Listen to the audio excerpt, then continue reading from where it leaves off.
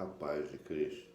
Livro de Jó, capítulo de número 20, versículo 1 diz assim: Então respondeu Zofaro na Amatita, visto que em meus pensamentos me impõe resposta, eu me apresso.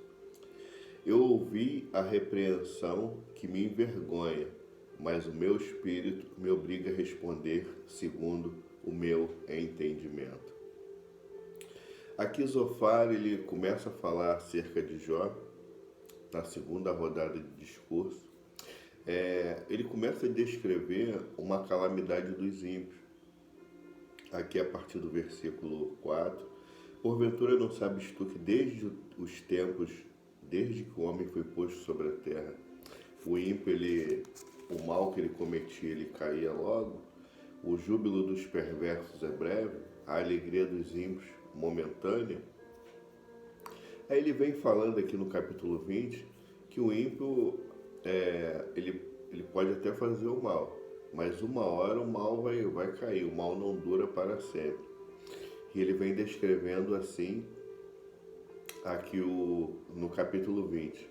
E aí no capítulo 20, versículo 8 diz: voará como um sonho e não será achado, será afugentado como uma visão da noite.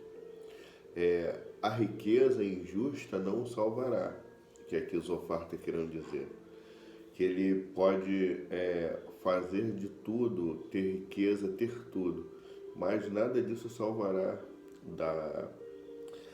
de todos os males que Deus pode afugentá-lo. Ele fala aqui que a pessoa engoliu riqueza, mas vomitá-la dentro do seu ventre, Deus a lançará, veneno de cobra o matará, não vai conseguir se deliciar. Ou seja, ele quer dizer que o ímpio, uma hora o bem vence. Isso que ele quer dizer no discurso dele, falando para Jó. E aí Jó ele descreve a prosperidade dos perversos. Zofar está descrevendo a prosperidade aqui dos perversos desta forma. E Jó fala o contrário. Do versículo 7 ao versículo 26, quase o capítulo todo, aqui diz assim: como é, pois, que vivem os perversos, envelhecem e ainda se tornam mais poderosos? Aí Jó contradiz ele. Ele fala, mas eu vejo os perversos vivendo e se tornando cada vez mais poderosos. Mas o interessante aqui é o seguinte, o versículo 13 diz: passam eles os seus dias em prosperidade, e em paz desce a sepultura. Ou seja, Jó aqui no 21 ele fala ao contrário. Ele fala, não, os ímpios eles se enriquecem e em paz descem a sepultura. Jó aqui ele está descrevendo a prosperidade não como um desdém. Ele está escrevendo aqui, ele admite, Jó nesse momento ele está admitindo estar confuso. Os conselheiros, por outro lado, acreditam ser a verdade com clareza. E aí eles estão falando, não, é assim mesmo. E Jó fala ao contrário, meio como, não, mas aí, poxa, eu vejo direto a pessoa fazendo mal e se dando bem. Como é que é isso?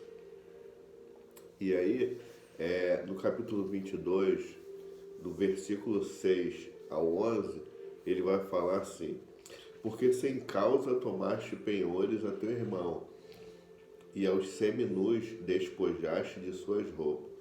Aí ele vai até o versículo 11. O que ele quer dizer aqui? Além de falar que Jó pecou, ele ainda diz no que consiste o pecado de Jó.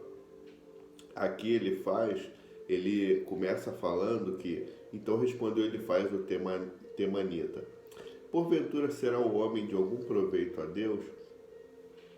Antes o sábio é só útil a si mesmo. Ou tem o todo-poderoso interesse em que seja justo, ou algum lucro em que faça perfeitos seus caminhos.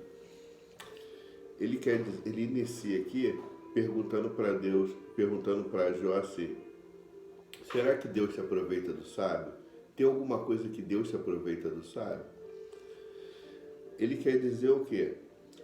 Que Jó, ele era um homem que ele pecava desenfreado.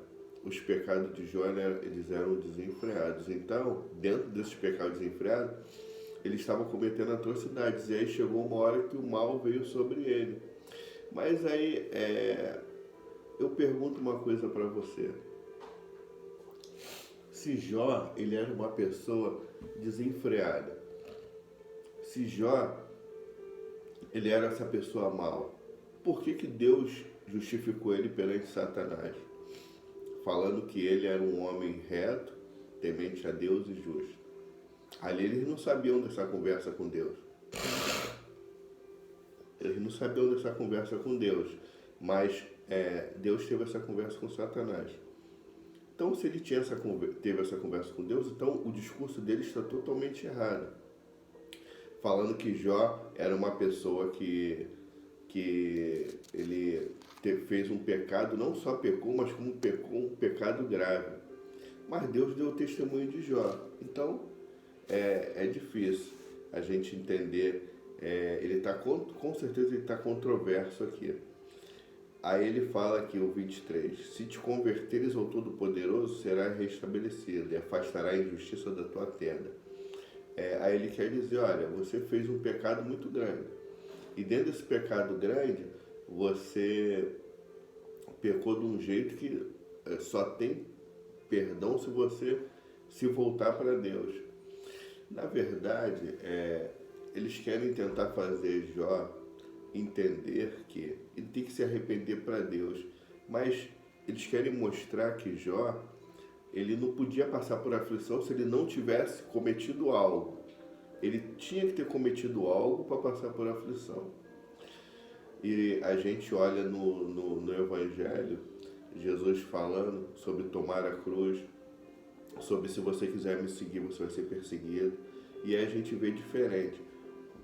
Mas aqui ele afirma dessa forma. Por quê? Porque ele entende que, olha, você pecou, fez muito pecado, uma hora a justiça divina chegará para você. E aí ele olha a vida da pessoa e fala isso. Meu irmão, minha irmã, nem sempre as coisas são desse tipo. Por quê? Porque tem situações que acontecem para a nossa vida que é para o nosso crescimento. Tem situações que acontecem na nossa vida, às vezes é Deus provando para algo maior. Se você não for provado para algo que você vai conquistar lá na frente, como você vai saber? Como você vai saber lidar com aquela situação? Talvez você não consiga. Por quê? Porque você nunca passou por aquilo ali. Tem situações que Deus permite que você passe, para que você, quando chegue lá na frente, você saiba suportar e saiba passar aquilo ali. Que Deus nos abençoe.